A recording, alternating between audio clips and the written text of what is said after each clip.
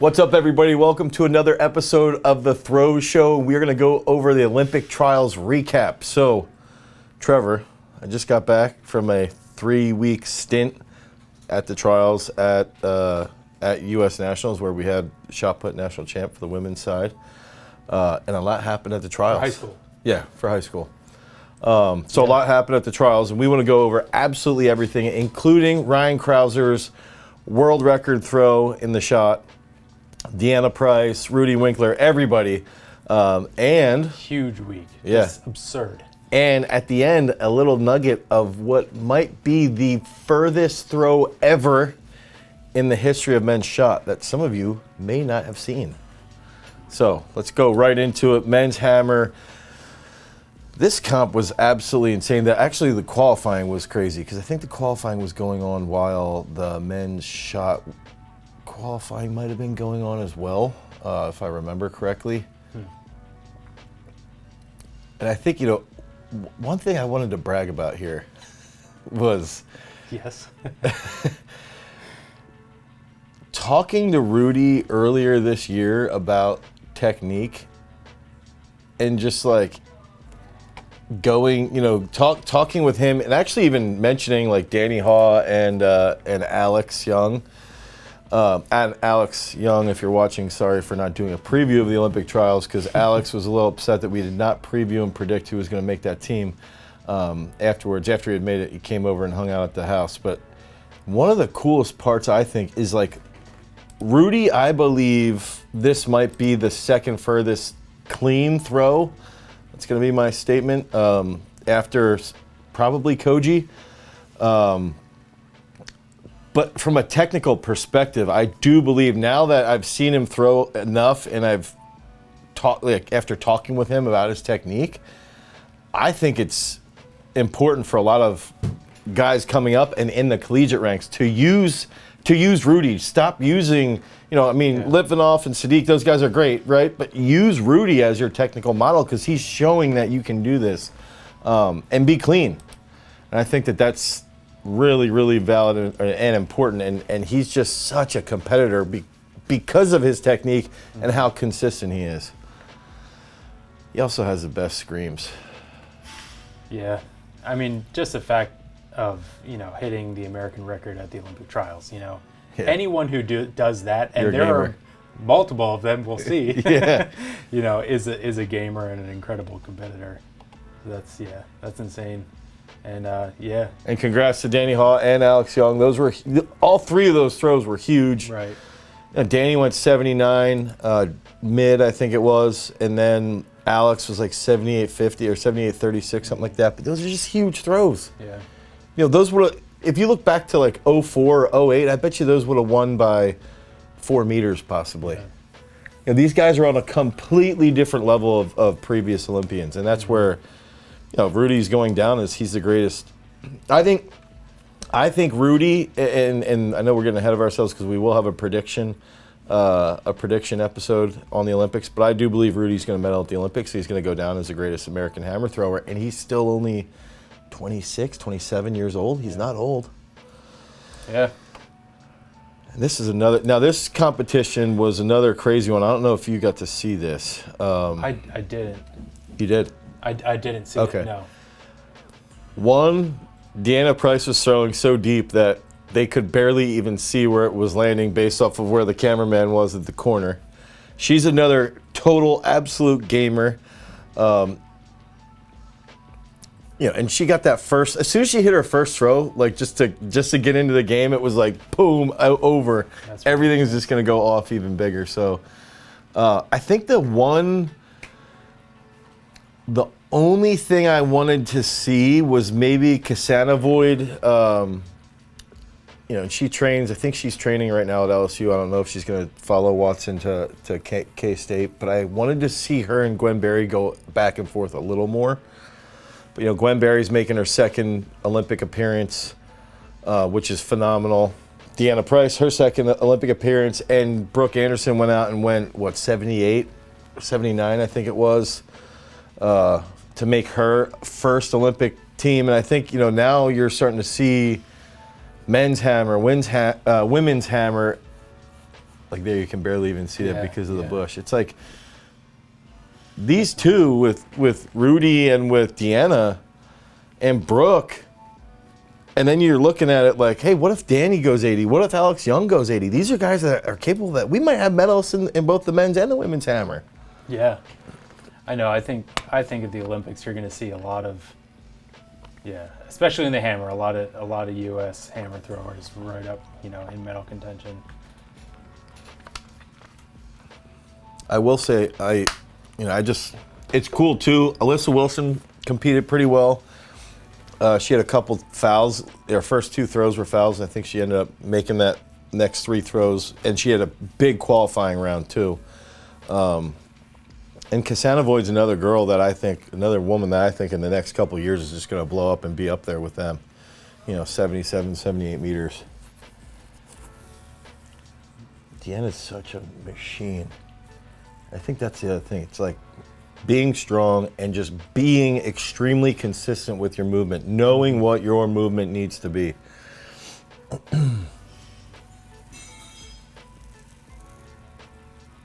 about another technical model too. Yeah. Let's see this result. I think this was the one that was over 80. Pretty sure this was 80-31 or whatever it was. Or 81-31.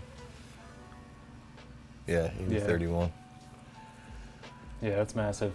Yeah, it's just huge. And what's interesting too with the way, when I first got to Hayward, I didn't really like how the hammer was set up relative to the stadium. Because I started to think about, well, world champs, what are they going to do for world champs? Hammer's going to be out there. But then I was also, once it started to play out, and everybody's like sort of up on the ramp and up along the stadium, it was like, it actually reminded me of like being at a rock concert. It was like, wow, if they set this up well enough for Worlds, this could be really, really neat, because it's like they're down in a pit. And it literally reminded me of being at an amphitheater, like, in the summertime, I used to go and, I'd watch Radiohead, and they'd be down in the amphitheater, and everybody'd be watching them. And that's what it made me feel like. And everybody was just going crazy, like the intensity, because you're on top of them. And it feels so much more tight-knit because everyone's close everyone's rather right there. than, spread out through a Right, so I actually think it could end up being cooler that it's outside the stadium, because it's going to be a more intimate experience for the athlete, hopefully. And that's so cool with Deanna. Her husband's a coach and just killing it. It's awesome. Speaking of another athlete that just absolutely, she was on point all week. Qualifying, she hit 70. We have video that we'll probably use in another video in the future of Valerie throwing 70 plus in a training session, and she's another one that's just, I think the biggest takeaway, Rudy, Deanna, Valerie, Krauser, Kovacs, I know I'm missing people, but this level, they are so strong and they are so consistent with their technique. They are always hitting the same positions, and nothing's crazy. Watch. And even in the prelims, that they can go out in prelims and hit big throws because they're just doing the same thing they've always done. They're consistent, they're confident, and it doesn't matter when you're in a prelim or a final. You're doing the same thing. So she's a foul on her first throw and comes back and goes 70-01. It's just absolutely crazy. Yeah. Yeah, that's massive. That's huge. Just an absolute huge throw. I think women's discus is going to be, again, we're getting ahead of ourselves, but women's discus is going to be, like every event, very exciting at the Olympics. Well, that's the whole thing now, is that you sit there and you go, okay, she went 70, multiple throws and over 69 plus, and it's like, I could win it. Yeah. She's probably gonna she's a medal favorite, 100%. And going with the women's discus, Dinkoff is going to Tokyo. She got third, and then Kelsey Card is the she got, 4th or 5th, and she has the world ranking, so she's also joining on that team. So this is the second Olympics for Kelsey Card, so congrats to her as well. Yeah. And we got Sam Mattis. I wanted to bring something up, Trevor. I remember earlier this year you were watching, and you might know what I'm about to say. I don't. Okay, so you were watching the Tucson Elite meet. Man, his left's still late there. But I'll say this, Sam dealt with some injuries throughout this year, back and hip issues. And I just had a good feeling like the last 5 to 10 days he started to really get into a groove, and I could just sense like he was starting to get his confidence back. And I just felt like he knew he could do whatever he needed to do to qualify. But what I was going to go towards is I remember you had said you were getting annoyed. You were watching like a live stream and someone had said like, yeah, let's talk about Sam Mattis. Why isn't he throwing further? Oh. And so I wanted to just say, yeah, let's talk about Sam Mattis. He's going to Tokyo. Yeah. Yes. Yeah. And I mean, that's the thing. I mean, like, and I think Sam has, like, he's come out as a incredible competitor. Yeah. You look at the last few years and what he's done in big competitions, and he's competed very consistently well, and it shows here when a lot of big guys didn't pull it together, but he did. He got top three at the last 3 U.S. national championships and has a world final. Yeah. And dude, one of the things that was crazy with this competition, Legend went out, had a huge foul that I think probably would have won it. Would he get 5th, and then Josh Sarachin got 6th. We had 3 guys in the top 6. I think we sort of solidified ourselves as like the best discus group in the country currently, with garage strength. So it was pretty awesome to be a part of that and watch those guys just game up. Yeah.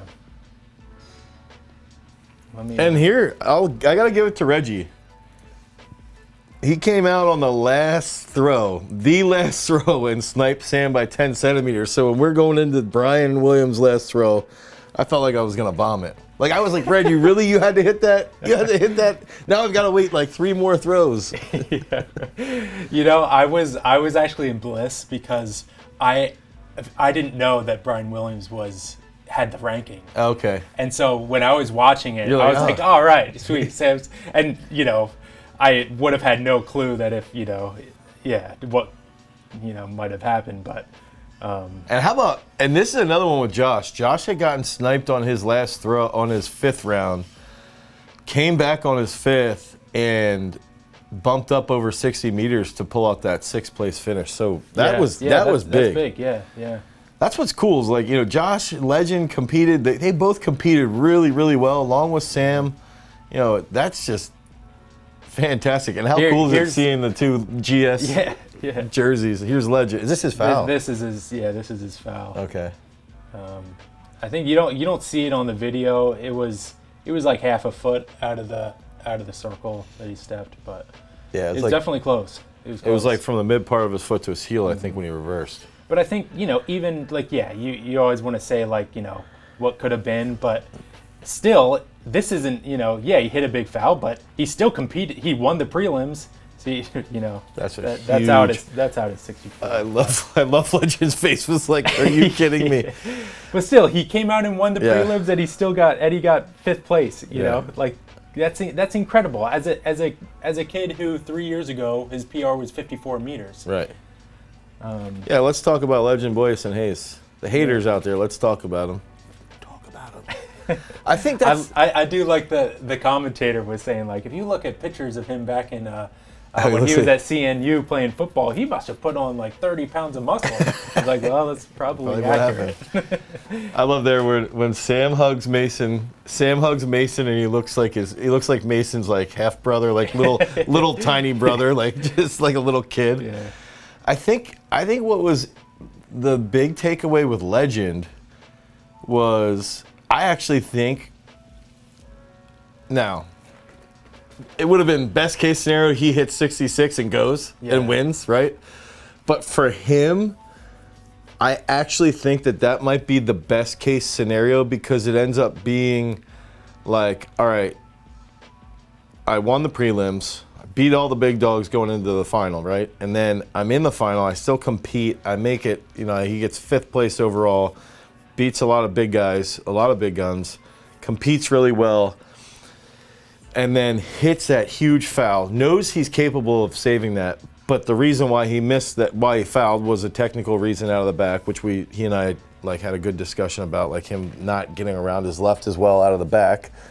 And I think that it's like that carrot dangling there now. It's like, all right, if I can step this up even more, the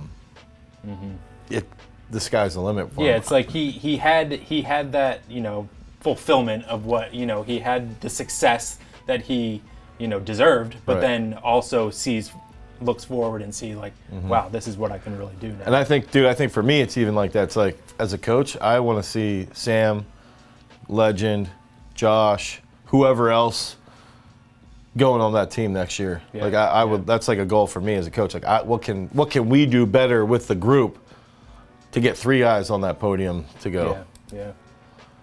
Okay, so now we're getting to the women's shot comp, and this is just crazy to me. Like so Rachel and Mo were in this, and I still think it's weird that Rachel, Mo, and Peyton were all in the same flight, and Rachel threw right before Peyton. Or maybe, I think right before. Rachel threw right before Peyton, so Peyton had to follow Rachel. Yeah. And Peyton threw well. She thinks she got 14th. Yeah.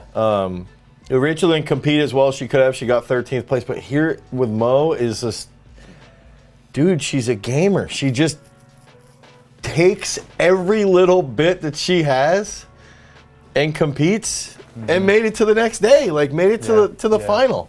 And then almost snuck into the top 8. She got bumped on the last throw. So what's been like, like a year ago with Mo? Was she even like? She was a year ago with Mo because of COVID, and Mo's got like her dad has a lot of serious health issues. He had a stroke when she was younger. I think he's had 3 strokes, so he's had a lot of serious medical issues, and Mo just didn't want to risk any of that. So for the last year, she hasn't really been, she's been a little bit hit or miss on her training because of that, because she's trying to take that precaution while still trying to visit and help her mom with everything that's going on with her family life. And I would say it's been like the last 4 or 5 months that she's been back into hard training. And then she just goes out and just competes like an absolute beast. Yeah. And then goes, gets 9th place. And you're sitting there, and it's like, all right, she ends up getting 9th place at the greatest women's shot comp in the history of the U.S. Yeah. And I think that's something that like everybody out there watching has to realize that if you can look at it, Jessica Ramsey had the 3rd furthest throw in women's history, I believe, in the U.S. I'm pretty sure that's accurate. Raven had the 4th furthest throw in the history of the U.S., behind Ramona Pagels and Michelle Carter. So if you look at it... I mean, and I want to, on top of that, and this is something, I was thinking about, is they're probably the 2nd and 3rd furthest spins from a woman ever in the world. I might be wrong. No, actually, I didn't even think about that. I think you might be right with that. But I think unless there's someone else who snuck in there. I think you might be right. But those are obviously massive marks. And I think that's the thing here is like, I really like Ramsey's technique. I really like Raven Saunders' technique, and these are not huge women, right? They're Raven looks amazing, and she's 5'5". Jessica's probably 5'6", 5'7", and just jacked, put together, and you can see it's the same. Ramsey has always been a little off consistently in the past, but this whole year she's just been consistent and moving well, and you can see that here. Yeah. She just comes out and that throw wasn't a great throw, but her first, her first throw was like 1948 right away. Yeah. Boom. And as soon as she hit that, it's like, all right, you're on the team. Right. And what I think blew me away, so that I loved Raven came out in qualifying. Yeah, dude, that was a show. That was a show for all of us to just watch. Yeah, and that's what even her training or competing with the mask on still. It's like I love that. She's bringing that energy. Yeah. That throw is big. She's bringing the energy, and I love that. It's just like everybody sat there like, where is she? What's she doing now? Where is she at now? And what does she do? She comes out, puts a stamp on qualification, lets everybody know where she's at, leaves after the first throw like, hey guys, I'm gone, bye-bye. And then Jessica Ramsey comes out, 1940 deep, and then Raven responds, and Jessica responds just as well. I think, what did Raven go? 1998, and Jessica threw 2010, something like that. She went over 20 meters. It's just insane. It's like, dude, these women are on fire. I think it's the same exact mark as Taman's, actually. Oh, so she was 2010 or 2012. So you just. I don't know. I think it's just a phenomenal time in women's shot where going into this comp, I'm going to be an open book. I had it being Raven, Maggie, and I thought, I had Raven, Maggie, and I thought Chase or Jessica Woodard was going to sneak in. That's who I had. Mm-hmm. I thought Jess would be in that top 5, but I didn't think she would do what she did. And I think that's where it's like for fans, for coaches, watch how Raven throws, watch how Jessica throws. Akila comes out this long NCAA season. She goes 1898 on her first throw and just lays the wood, and nobody responded to her. Yeah. Nobody responded to her the whole time. She was in the driver's seat. And it's just, and I think that comes back to the intensity of their training. If you see Jess, she's extremely nice, and she is always, watch her training videos, she brings the wood. And Raven has that intensity. She's a gamer, and her training, I'm sure, is intense. And same with Adelaide. It's like, if you're in at their training and you're around Joe, and just seeing how they interact, it's intense. Like, it's extremely intense. So I think it's awesome. Yeah. Sorry, I was really excited about the women's shot comp. I know I talked about that. I think we all were. That was incredible. And here's another just example of I wasn't excited about this. Right. Just consistency and just being on, like prelims, finals. This is his first throw, right? I think might have been his second throw. I don't know if you noticed this, but if you watch him, I swear, go back and watch that, because I thought this while we were there. He changes his windup on this throw, and it was like, that's how I think he initiates his governor. He's more static. Yeah, he just sort of like winds just like half as much and goes. And that's like the governor for him to like not throw 23 meters. Yeah, it's like throwing with like a handicap, like one arm. I can't do it now. I have to wait. and he doesn't. If you even watch his reverse, and I wanna put a little thing out there for myself, saying that I'm Dane, the best. Yes, Dane. I've said how many times if Krauser rotates and finishes to the left sector, he's going to break the world record. Where does he break the world record? Down the left sector. Yeah. So really that's because of me. Right, yeah. I'm sure he watches all your videos, really takes in what you've been saying. And if you go back and look at that video, you can see Lucas walking around with his hat on. Right there's Lucas. That's funny. But that's where it's just like when you're watching the qualifying. So Taman gets through. I think did he qualify in 11th? I think. Yeah, I think he finishes 10th. Yeah. And Lucas was 14th, I believe. So it's like they both came in, and Lucas improved by like 6 or 8 spots. Taman improved by 2 spots. I think that's a really important thing to check to look at, but also, you just see them compete with guys, and then Taman's in between Kovacs and Krauser, which is, dealing with that pressure is tough. Yeah. But even coming out of qualifying, I remember leaving qualifying and be like, dude, Krauser's going to break the world record this afternoon. And Cyro was sitting next to me during that. I'm videoing on my cell phone screaming like, Randy Barnes, you're done. Except I said a lot more explicit words. I think that was, this is just, I was going to say, there was a behind the circle view of this. I think this will show multiple, but. Bam! Dude knows it. Yeah. Left sector. Yeah. I think, too, it's like, you know, we talked about this, if you watched our video with Taman, where we talk about Krauser during the warm-ups, just walking in and just going into the circle. Mm-hmm. There's Taman. Yeah, got some love. Yeah, this is the best view right here. This is by far the best view. See, and if you watch how he rotates on his reverse there into his left side and then compare that to the 2292, he gets into that left so well there. On the 2292, he did not do that as well. Yeah. And that's probably because of that wind. Like, look at his wind here compared to the 2292. Yeah, he reaches so much further back. Yeah, and then that just establishes this stretch that gets him to lengthen around that left.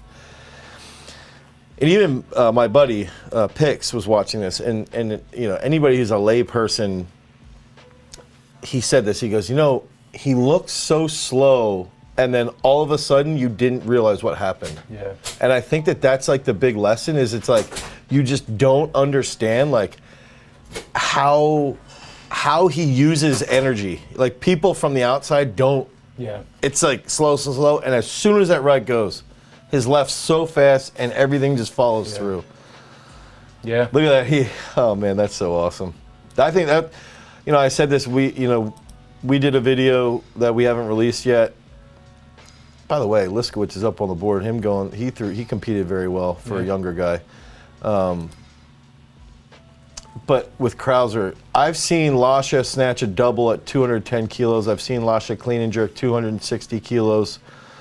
I've seen Jordan Burroughs wrestle. I've seen Cale Sanderson wrestle. I've seen Terry Mulholland in 1994 throw a no-hitter. Mm-hmm. I've seen some cool things.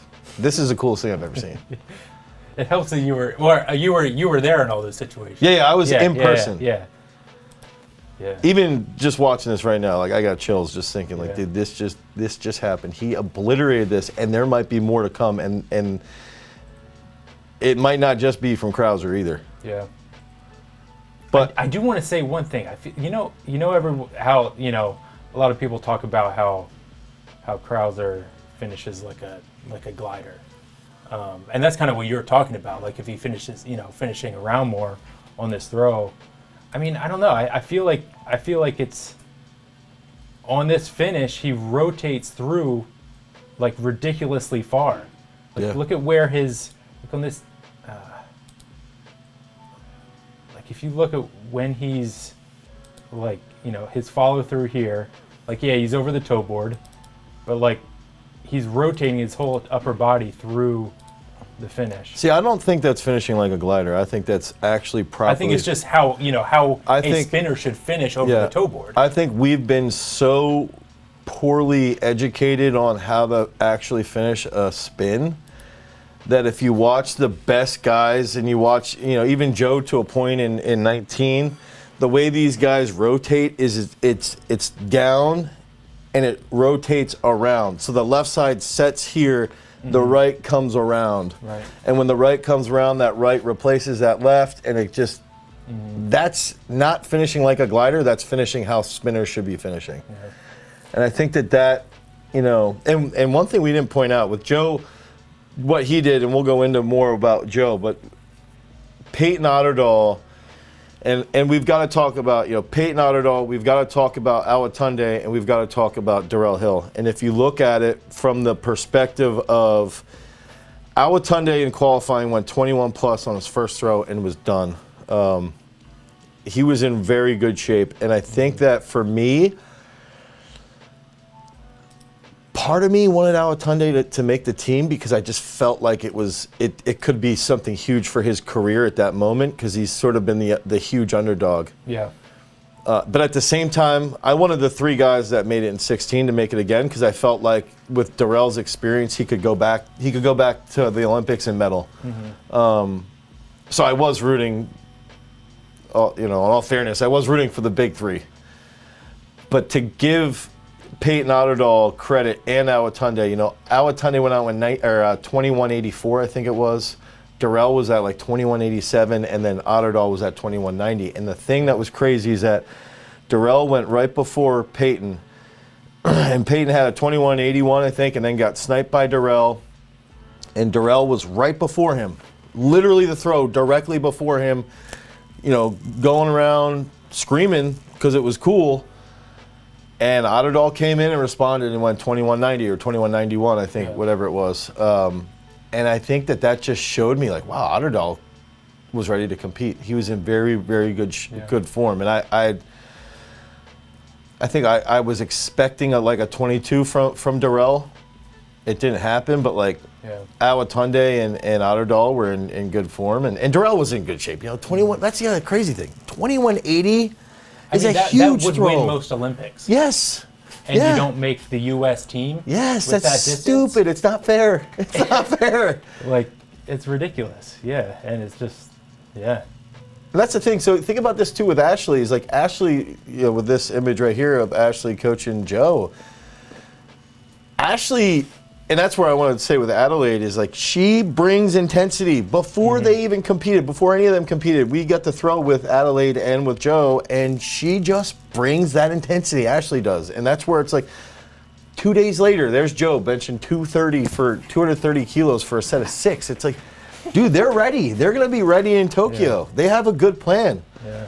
There's a whole Otterdahl family, all of them at like 6'8". Yeah. Imagine sitting behind them on a plane. Do you want to talk about this, or should I? I know I'm talking a lot.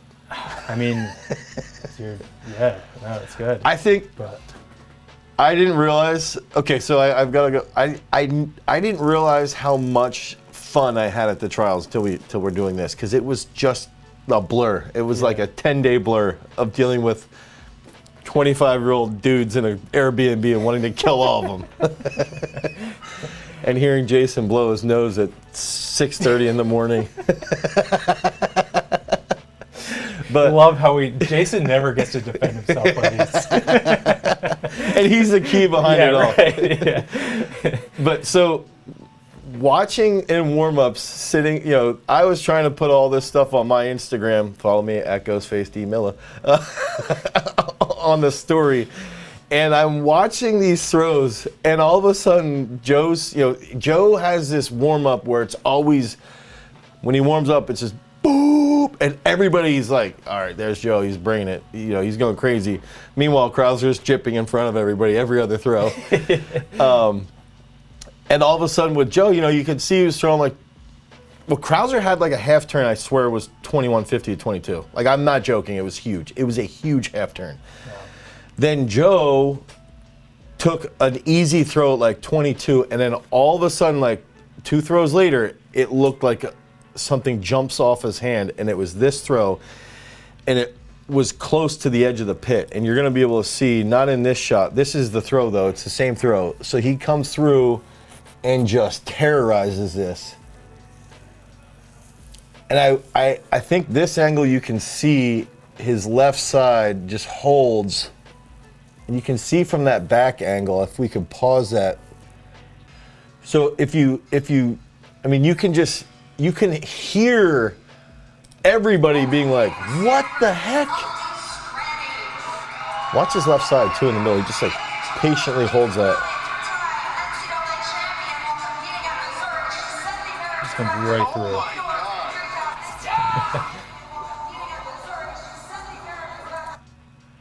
Look at how deep that is. And I think Joe, and the best, and I think Joe's similar to Krauser. If he does that where he holds that middle position with his left side, even a little bit longer, that's going to be even deeper. And the crazy thing with that was Ashley was sitting, I was sitting in like, let's say row 22. Ashley was sitting in row 19. So she was like over to my left, but in like barely separated from me. And I had gotten to see them a couple different times. We had some talks about Derek Jeter being the most overrated shortstop in the history of the Major League. So if you have anything to add to that discussion, comment down below. But they were sort of like making fun of me about this. And I wanted to know how much his calorie intake, right? But so a couple days later, this happens, and she's sitting a couple rows below me, and he hits that, and I was like, and Ashley's just sitting there like this, and she has her sunglasses on, stone cold, and I was like, Ashley, did you like what's going on? That was stupid, and she like doesn't respond. I'm like, Ashley, that was stupid, and she's like, I know, Dane, shut up, like shut up. And I was like, dude, that was so dumb. That's funny. But I think it was like. That's a sign of what could come. Yeah. Like the Olympics, we might, if everything lines up. And the other thing is that we've got to remember is that the Olympics aren't set up for those types of performances because there's weird warm-ups, there's weird introductions. You've got to be outside the stadium, then you get carried into the stadium, then you only get 2 warm-ups in the stadium. And so it's not optimal for these huge throws. But these 2 guys are the greatest to ever participate as male shot putters. Joe and Ryan. I don't care what anybody tells me. You see what Joe did in 19, and you've seen what Ryan's done in 21. Right now, they're the 2 greatest, and I think that we're going to see something crazy at Tokyo. So. And this isn't to like discount Krauser, a single bit. No. Like this is just something that like obviously, Joe didn't put that together in this competition. So he has to figure something out. Right. Or else Krauser's going to come out and do it again. Smash him. Yeah. And that's where like it's on Kovacs to figure it out. Yep. And I'm sure that's what he's working on right now. Yeah. Well, and then to go back to it, I think it goes back to, I think if you look at Allman and you look at Krauser, even Ramsey, I think their technique is a little bit simpler. It's a little, and Raven, they're a little simpler. It's easier to replicate. Joe sometimes is because he's a little bit more high wired. If he's off a little, it can be a little bit more of a drastic, aberration in his movement. Right. But when he's on is when you see those huge bombs. Yeah. And I think that's where I think we're going to see the fact that he was where he's at physically after this competition. I think we're going to see something big. So the trials, and the thing is too with the U.S. trials, it wasn't just the throws. It was all of the events where you see multiple world records and American records being taken down, and I think that a lot of athletes were excited after the COVID year, and I think we're going to see. It stinks that it's not going to be a traditional Olympics because of COVID, but performance-wise, nothing's going to suffer. I think it's going to be like, from a performance perspective, arguably the greatest Olympics ever for track, at least in the world of athletics. So stay tuned to our Olympic previews. We're going to come out with them. We're going to have 4 Olympic previews, I believe, if we can hold ourselves accountable to this schedule. More me holding myself accountable. And stay tuned to all these big throws. And congrats to all of the Americans and everybody out there, not just the Americans, but everybody in the entire world that has made it to Tokyo. That's a huge accomplishment. Until next time, guys. Peace.